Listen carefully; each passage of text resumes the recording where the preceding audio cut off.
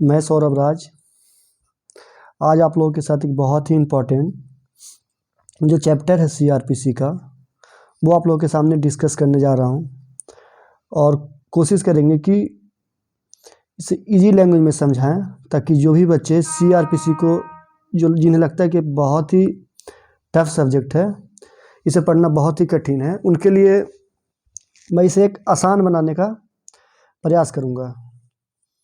तो आज हम लोग इस वीडियो में चैप्टर 5 पढ़ेंगे। चैप्टर 5 के कुछ सेक्शन पढ़ेंगे। उसके बाद हम लोग धीरे धीरे सीरीज बना के उसे आगे बढ़ाएंगे। तो चैप्टर 5 में दिया हुआ है, चैप्टर 5 में जो बात करता है वो बात करता है अरेस्ट ऑफ पर्सन का।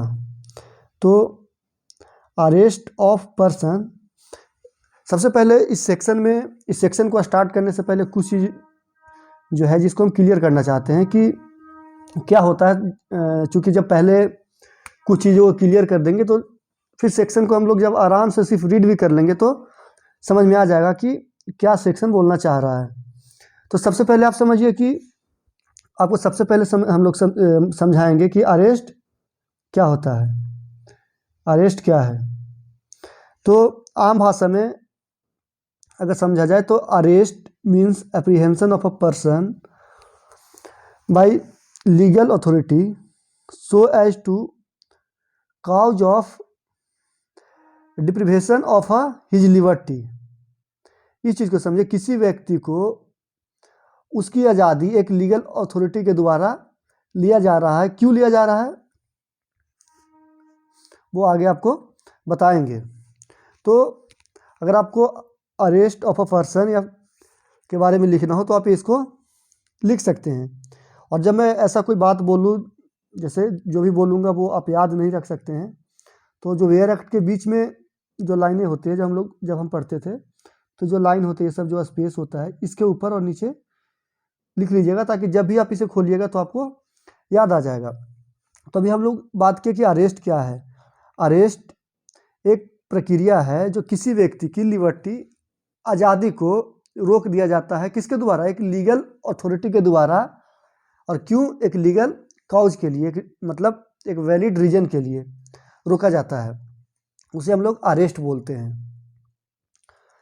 क्योंकि जो अरेस्ट है, अरेस्ट जो टर्म है, अगर कोई प्राइवेट पर्सन करेगा, एक एक्सेप्शन अलग की है, मतलब नॉर्मल वे में कि आप किसी को अरेस्ट नहीं कर सकते हो या फिर कोई अन्य व्यक्ति नहीं कर सकता।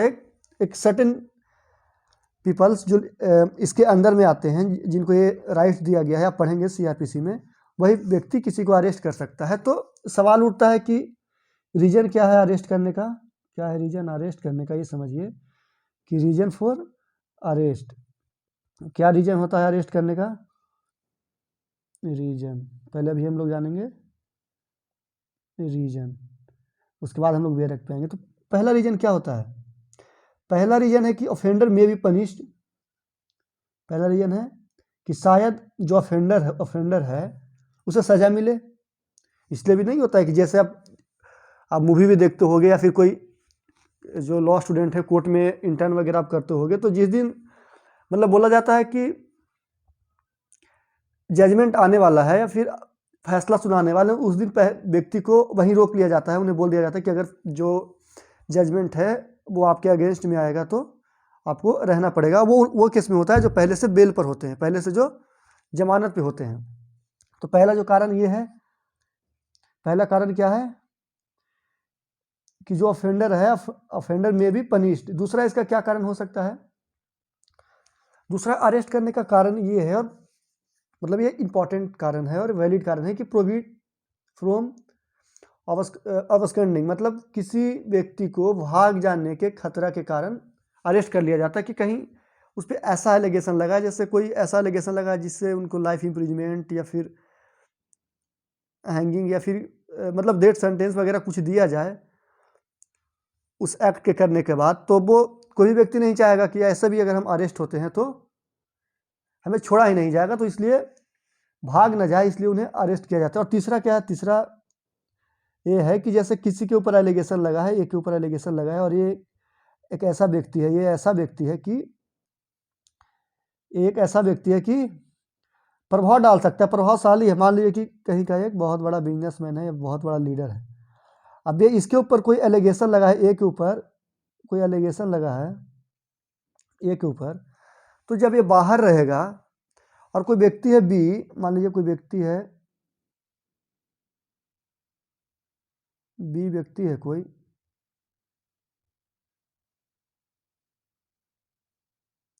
बी व्यक्ति हो गया, ये है नॉर्मल इंसान, बी क्या है, एक नॉर्मल आम आदमी है। अब ए जो है, ए के ऊपर बी केस किया है, क्या किया है, केस किया है किस चीज़ का, मान लीजिए ग्रीवियस हट का किया है, क्या किया है, ग्रीवियस हट का किया है। तो अब ए कोई बहुत बड़ा लीडर है, तो एक बाहर रहेगा, दोनों सेम ही एक ही एरिया के हैं, तो क्या आपको लगता है कि जो इन्वेस्टिगेशन होगा वो फेयर होगा? तो यही कारण से इन्वेस्टिगेशन में कोई रुकावट ना हो, इसलिए भी लोगों को पहले अरेस्ट कर लिया जाता है। और कई बार जब आप कोर्ट में जाओगे, जब हम लोग कोर्ट में जाते हैं तो आर्गुमेंट होता है, तो कई बार जब बेल होता है तो बोलते हैं, जो एडवोकेट होते हैं वो एक ग्राउंड लेते हैं कि ये जो है एविडेंस, मतलब टेम्पर द एविडेंस, एविडेंस को टेम्पर कर सकते हैं, छेड़छाड़ कर सकते हैं, इसलिए इन्हें जमानत नहीं दिया जाए, बेल डिनाई कर दिया जाए। तो कभी कभी इसलिए भी लोगों को बेल नहीं दिया जाता है। तीसरा कारण हम लोग कर दिया। और चौथा क्या हुआ, चौथा इसी से इंटर रिलेटेड है। चौथा क्या है, चौथा है ट्रीटेड द विटनेस। अब कोई, जैसा भी हम बताए कि जो ए व्यक्ति है और ये बी है, तो जो ए व्यक्ति है ये तो मान लो कि लीडर है, क्या है, लीडर है, बहुत बड़ा लीडर है। अब ये बाहर रहेगा और इस पे चार्ज लगा हुआ है कोई हीनियस क्राइम का, तो बोलेगा, इसको डर नहीं है कि बाहर रह के भी क्या जो बी है इसके सामने पुलिस के साथ अपना पूरा बयान नहीं दे सकता है, इन्वेस्टिगेशन में उतना कोऑपरेट नहीं करेगा जितना इसको करना चाहिए, क्योंकि इसके कहीं ना कहीं इसके दिमाग में वो बात चलते रहेगा कि अगर हम, मतलब इनके अगेंस्ट अगर इन्वेस्टिगेशन में अगर हम पुलिस को हेल्प करेंगे तो कहीं ना कहीं हमें खतरा है। ये कई बार लोग इस कारण भी, और ये बहुत प्रैक्टिकल चीज़ है, जब आप कोर्ट जाना शुरू करोगे या जो कोर्ट जाते हैं उन्हें लगेगा कि हाँ सच में ऐसा होता है। अच्छा, चौथा, कभी कभी क्या होता है कि मान लीजिए कि कोई व्यक्ति होता है,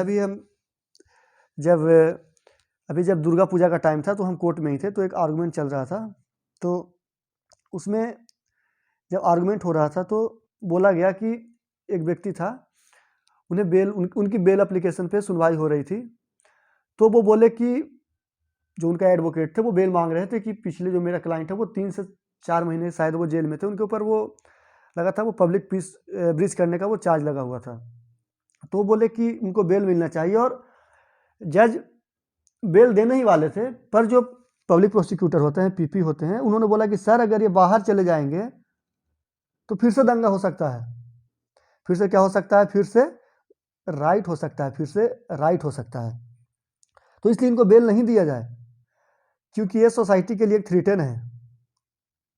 तो उसी वक्त फिर जो जज थे, जो सेशन जज थे, वो बोले कि ठीक है, इनको हम बेल दुर्गा पूजा के बाद देंगे।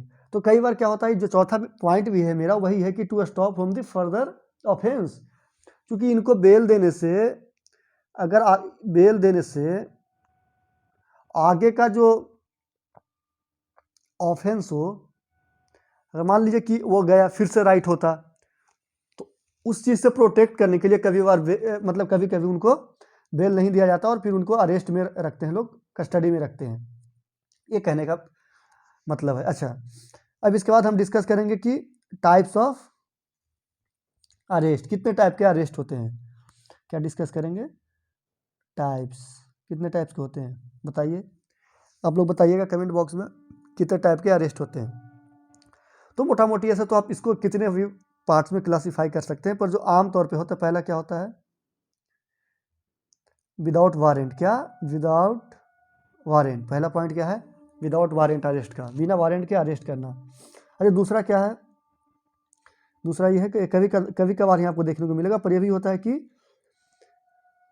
जब कोई व्यक्ति, जैसे कोई जा रहा हो और वो सस्पिशियस हो और पुलिस को लगता है कि इससे पूछताछ करनी है मुझे, और पूछताछ करने के बाद या तो अपना नाम बताने से मुकर जाए, या फिर पुलिस को लगे कि जो ये इन्फॉर्मेशन दे रहा है वो गलत दे रहा है, या फिर वो कुछ छुपा रहा है, तो भी उसे अरेस्ट कर सकता है। तो सेकेंड पॉइंट मेरा ये कि arrest when refusal to give name and details. ठीक है, क्यों अरेस्ट किया जाता है?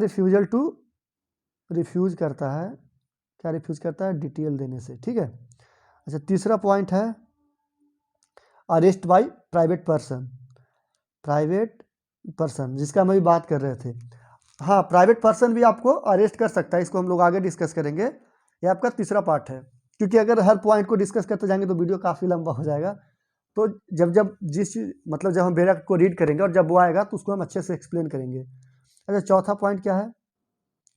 Arrest by magistrate. ये बहुत कम लोग ही जानते हैं, पर ये होता है।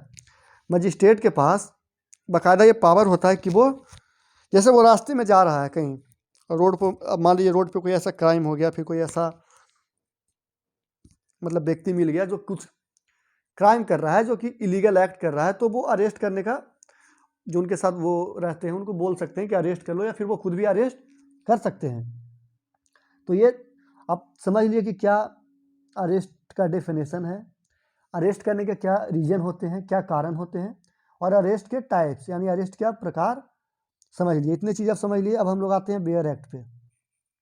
और बेयर एक्ट में जो हम बता रहे हैं, अगर आपको कहीं समझने में कोई परेशानी हो तो आप कमेंट बॉक्स में बताइएगा कि आप ये बताएं और मुझे समझ में नहीं आया। तो क्या बोलता है? 41 सेक्शन बोलता है, देखिए 41 को आप खोलिए, बेयर एक्ट खोल लीजिए अपना, और जो भी बात बताते हैं तो आपको अगर कोई चीज़ नोट डाउन करना हो तो जैसे देखिए ये जो स्पेस होता है आपके बेयर एक्ट में होंगे, ये सब जो ये स्पेस होते हैं इसमें आप लिख सकते हैं। तो यही बोल रहे हैं कि आप लिख सकते हैं, तो इसमें लिखिएगा। तो देखिए 41, वेन पुलिस में अरेस्ट विदाउट वारंट। पहला क्या अपना टाइप था? पहला भी हम जो डिस्कस कर रहे थे वही था, अरेस्ट के टाइप में नहीं कह रहे थे कि without warrant, types of arrest पहला वही था, विदाउट वारंट। तो सेक्शन 41 भी वही बोलता है, वेन पुलिस में अरेस्ट विदाउट वारंट। पहला पॉइंट देखिए इसका, इसमें बोल रहा है कि वेन पुलिस में अरेस्ट मतलब पुलिस बिना वारंट के अरेस्ट करेगा, में तो कर सकता है, जहाँ में है वहाँ तो सकता ही आएगा, शैल रहेगा वहाँ वो मतलब कन्फर्मेशन एक तरह से मिल जाता है। तो इसमें पहला पॉइंट है देखिए, एनी पुलिस ऑफिस में, ये सब वर्ड जब हम लोग पढ़ते हैं तो मतलब थोड़ा ध्यान दीजिएगा, में शैल, ये जो वर्ड है इसका बहुत बहुत महत्वपूर्ण ये वर्ड होते हैं और ये ध्यान देने लायक होते हैं। इन्हीं पे पूरा जब कोर्ट में प्रैक्टिकल जाओगे, हम लोग तो मतलब रोज ही डेली लाइफ में देखते हैं, तो आपको समझ में आएगा कि इसका कितना बड़ा रोल होता है में और शैल का। तो भाई बोल रहा है एनी पुलिस ऑफिसर में without an order from a magistrate and without a warrant arrest any person. कोई भी police officer without an order from magistrate, बिना मजिस्ट्रेट के ऑर्डर के, या नहीं और क्या लिखा हुआ एंड, तो वही बोल रहा है कि कोई भी पुलिस ऑफिसर बिना मजिस्ट्रेट के ऑर्डर के या बिना वारंट के किसी भी व्यक्ति को अरेस्ट कर सकता है। 41 का सब क्लॉज 1 ये बोलता है। अच्छा इसके धीरे धीरे पार्ट्स अब देखिए, धीरे धीरे टर्म एंड कंडीशन आना शुरू होंगे। पहला क्या बोलता है, देखिए, हु कमिट, कोई कमिट करता है in presence of a police officer a cognizable offence. कोई पुलिस ऑफिसर के सामने कोई भी व्यक्ति कमिट करता है कोई act in presence of police officer के सामने क्या करता है कमिट? Cognizable offence. आप लोग जानते हैं ऑफेंस कितने प्रकार के होते हैं? 2, कॉग्निजेबल और एक नॉन कॉग्निजेबल, 2 प्रकार के होते हैं ना। तो वही बोल रहा है, कॉग्निजेबल में अरेस्ट कर सकता है पुलिस, अगर ऐसा कोई आप ऑफेंस कर रहे हो पुलिस के सामने तो वो आपको अरेस्ट करेगा। पहला पॉइंट ये है। अच्छा अब दूसरा पॉइंट में आइए, मतलब बी, पॉइंट बी में हम लोग आते हैं। पॉइंट बी है against whom reasonable complaint has been made, किसी व्यक्ति के खिलाफ एक रीजनेबल कंप्लेंट कर दिया गया हो, या क्रेडिबल इंफॉर्मेशन, ऐसा इंफॉर्मेशन जिसका क्रेडिबिलिटी है, हैज बीन रिसीव, या ऐसा इंफॉर्मेशन वो रिसीव कर चुका है जिसका क्रेडिबिलिटी है, या reasonable suspicion exist that he has commit a cognizable offence, या फिर उसको लगता है, देखिए यहाँ पे कितने 3 चीज आ गए। पहला, कोई रीजनेबल कंप्लेंट कर दिया है। दूसरा, पहला देखिए यहाँ पे कोई रीजनेबल कंप्लेंट कर दिया है, क्या कर दिया है कोई, देखिए पहला पॉइंट है कि कोई रीजनेबल कंप्लेंट कर दिया।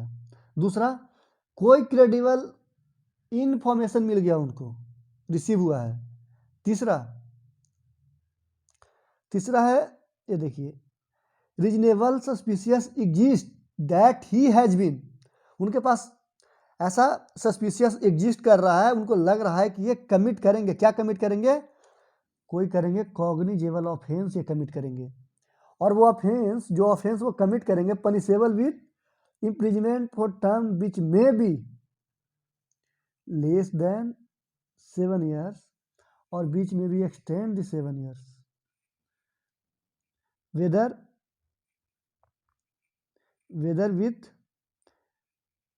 विथ और विदाउट फाइन। क्या बोल रहा है, देखिए ये बोल रहा है कि कोई भी व्यक्ति, कोई भी पर्सन को अगर पुलिस, कोई भी पर्सन के विरुद्ध अगर पुलिस के पास कंप्लेंट हो, पहला। दूसरा, कंप्लेंट नहीं है, उसके पास क्रेडिबल इंफॉर्मेशन हो। तीसरा, पुलिस को ना इंफॉर्मेशन हो ना कंप्लेंट हो, उसको लगता है कि ये जो व्यक्ति है, ये पर्सन है, वो ऑफेंस करने जा रहा है कोई, और उसका पनिशमेंट है या तो 7 साल से कम हो या ज़्यादा हो, तो उसको वो अरेस्ट कर सकता है।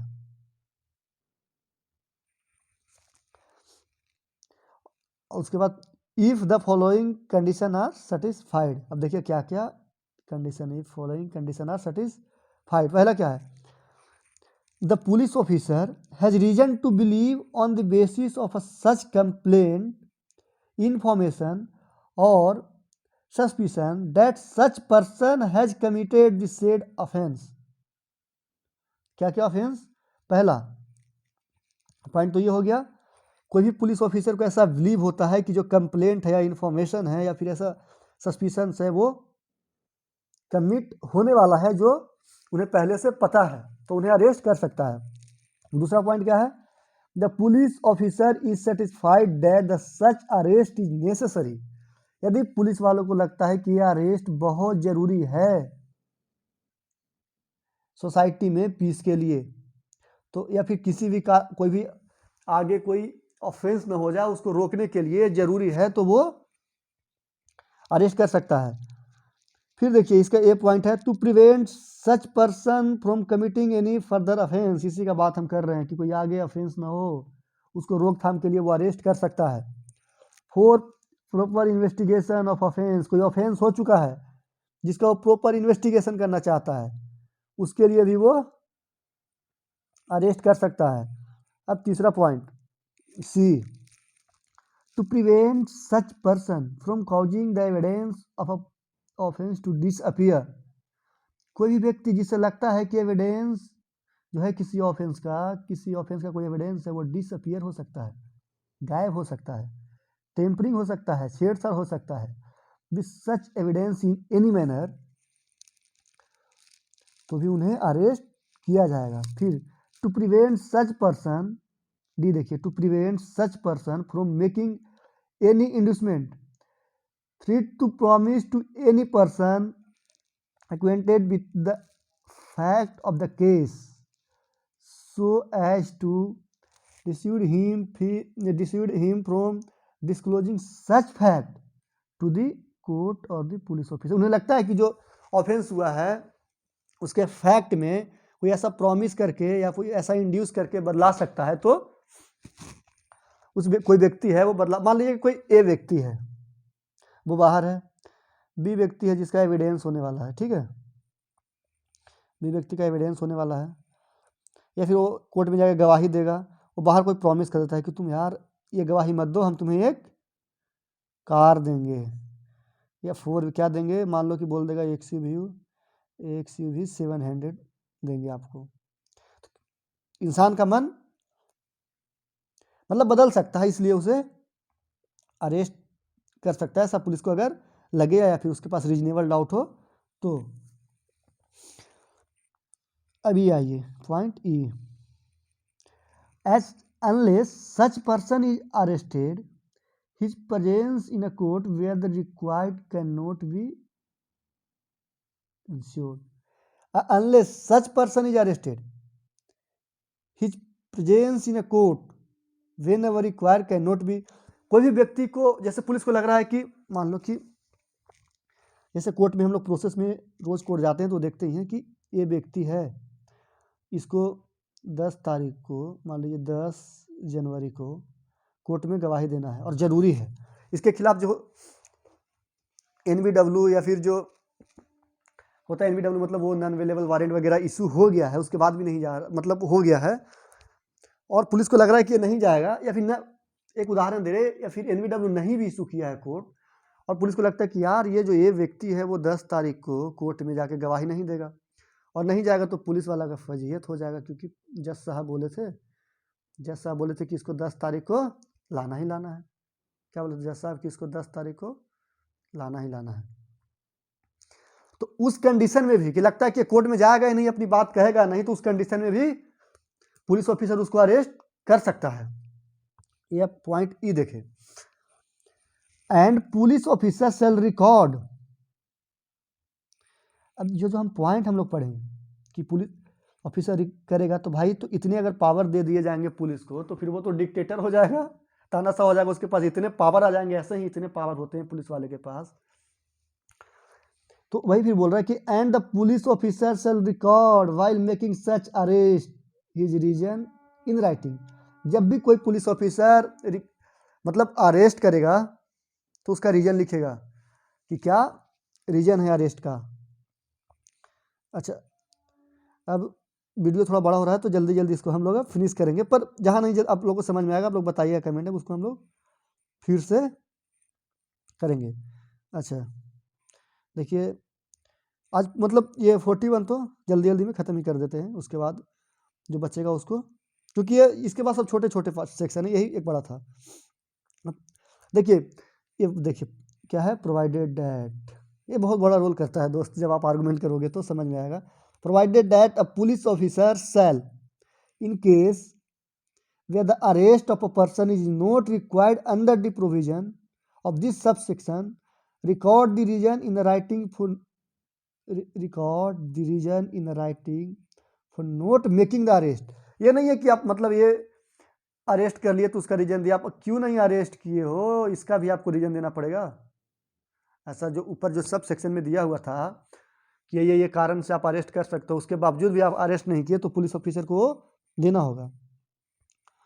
फिर देखिए BA, अभी इसको देखिए BA, against whom credible information has been received that he has committed a cognizable offence punishable with imprisonment for a term which may extend more than 7 years whether with or without fine or with that sentence, and the police officer has reason to believe that basis of that information and such person has committed said offence. यदि police को लगता है कोई offence करने जा रहा है जिसका पनिशमेंट मोर देन 7 years या फाइन या विदाउट फाइन डेट सेंटेंस हो, उसे ऐसा लगता है reason to believe on the basis of that information, तो उस व्यक्ति को भी अरेस्ट करेगा। अच्छा C, who has been proclaimed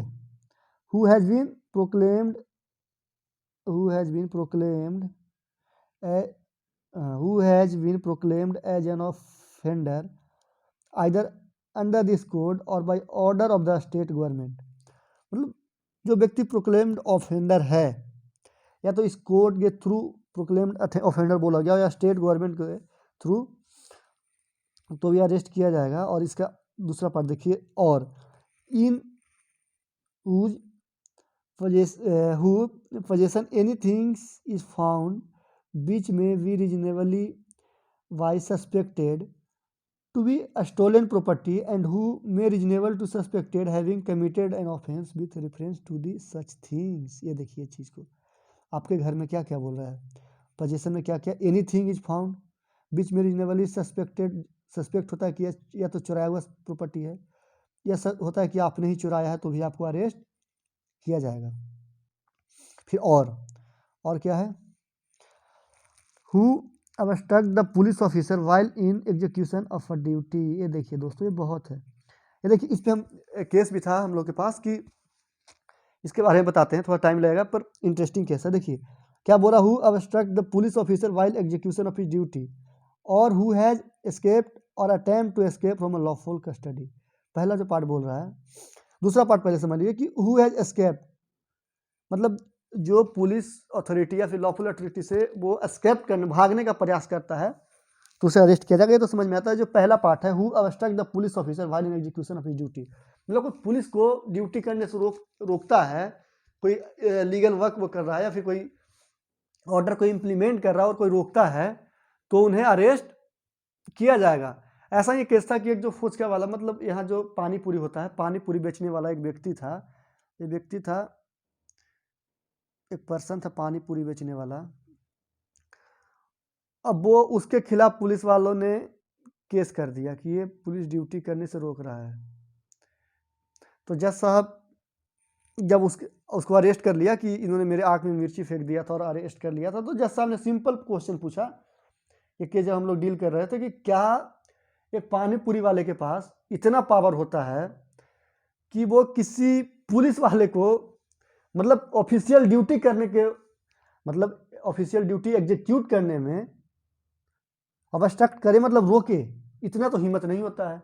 ये फॉल्स केस है। मतलब बोले कि प्राइमरी फिर देखने से ही लग रहा है कि ये फॉल्स केस है। फिर दोस्तों बाद में पता चला कि जो पुलिस वाला था वो उसके यहाँ रोज पानी पूरी फ्री में खाता था, तो एक दिन वो पैसा मांग लिया, इसी को लेकर के उसको धमकी दिया कि केस कर देंगे। फिर बातें आगे बढ़ी और उसके ऊपर झूठ चार्ज लगा दिया कि ये पुलिस, जब हम लोग एग्जीक्यूट कर रहे थे, घूम रहे थे, तो वो हमको वो जो सरकारी काम में बाधा डाला। तो पर जो जज थे वो अपना जुडिशियल माइंड अप्लाई करके उन्हें तुरंत बेल दे दिए। तो ये चीज़ बोल रहे हैं कि वो अरेस्ट कर सकता है। चलिए, एफ क्या है, who is reasonably suspected of a being a deserter from any of the arm force of the union or who has been concerned in against whom reasonable complaint has been made or credible information has been received or a reasonable suspicion exists of his having been concerned in any act committed at any place out of India। देखिए यही है, कोई व्यक्ति out of India भी कुछ ऐसा act करने का सोच रहा है और पुलिस के पास उसका इन्फॉर्मेशन रिसीव हो गया है या फिर सस्पेंशन है या फिर उनके पास इन्फॉर्मेशन है, तो उन्हें अरेस्ट कर सकता है। Which if committed in India would have been punishable as offence and for which he is under any law relating extradition on otherwise liable to offend custody in India. और वही same punishment मिलेगा जो India में उसका मिलता है। अब ये चाहिए, who being a released convict commit a breach of any rule made under section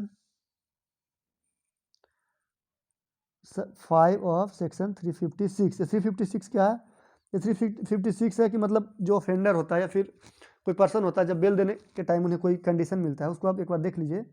तो जो कंडीशन को अगर ब्रीच करता है कोई कन्विक्ट, तो उन्हें अरेस्ट किया जाता है। ठीक है, अब जल्दी जल्दी खत्म करते हैं। वो I for whom arrest by recognition, क्या लिखा है, for whom arrest any requisitions, उसको हिंदी में हम लोग बोलते हैं रिक्विजिशंस, whether written or oral has been received from the another police officer provided that the requisitions specify the person to be arrested and the offense or other cause for which the arrest is made and it appear therefore that in person might lawfully be arrested without warrant and police officer is to। ये तो इसमें कुछ ज़्यादा दिमाग लगाने का है नहीं। इसमें ये बोल रहा है कि किसी के मांग पर रिटेन या ओरल रिसीव हुआ है, कोई दूसरे पुलिस ऑफिसर का, कोई दूसरे पुलिस ऑफिसर मांग करता है कि इन्हें अरेस्ट किया जाए, रिटन में या ओरल में, तो उन्हें अरेस्ट किया जाएगा। अब आइए 2 में हम लोग डिस्कस करेंगे 2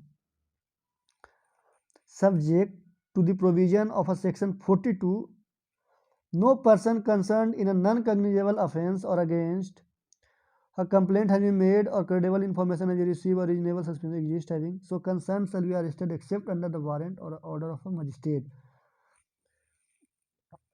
ये बोल रहा है नॉन कॉग्निजेबल ऑफेंस में किसी भी व्यक्ति को जब कोई ऐसा ऑफेंस करता है या फिर ऐसा उसके पास कंप्लेंट रिसीव होता है, फिर क्रेडिबल इन्फॉर्मेशन उसके पास आता है, तो बिना रीजनेबल सस्पेंशन एग्जिस्ट भी करता है, शैल बी अरेस्टेड एक्सेप्ट, वो देखिए एक्सेप्ट देखिए अंडर अ वारंट और ऑर्डर ऑफ अ मजिस्ट्रेट। तो दोस्तों हम लोग आज सेक्शन 41 पढ़े हैं, थोड़ा लंबा था इसलिए टाइम लगा। अब हम लोग जल्दी से अगले लेक्चर में जो हम लोग जब करेंगे, जब भी हम कोर्स में टाइम मिलेगा तो हम जल्दी जल्दी चाहेंगे कि इसको पूरा CRPC को ख़त्म कर दें। आज तो थोड़ा मतलब किसी चैप्टर को जब हम लोग स्टार्ट करते हैं तो थोड़ा ज़्यादा टाइम लगता है कि उनका जो इंट्रोडक्शन होता है, और मेरा ये आदत है कि उस चीज़ को डीप में पहले ले जाकर ख़त्म कर दो ताकि सेक्शन फिर आराम से आपको समझ में आ जाए। तो फिर 41 41C जो है अगले बार हम लोग मतलब 46 या 45 तक हम लोग ख़त्म कर देंगे। 46 तक तो नेक्स्ट वीडियो में ख़त्म कर देंगे। चलिए आप लोग भी मतलब इसको रीड करके आइएगा, मतलब रीड कर लीजिएगा, उसके बाद पढ़िएगा तो थोड़ा ज़्यादा समझ में आएगा।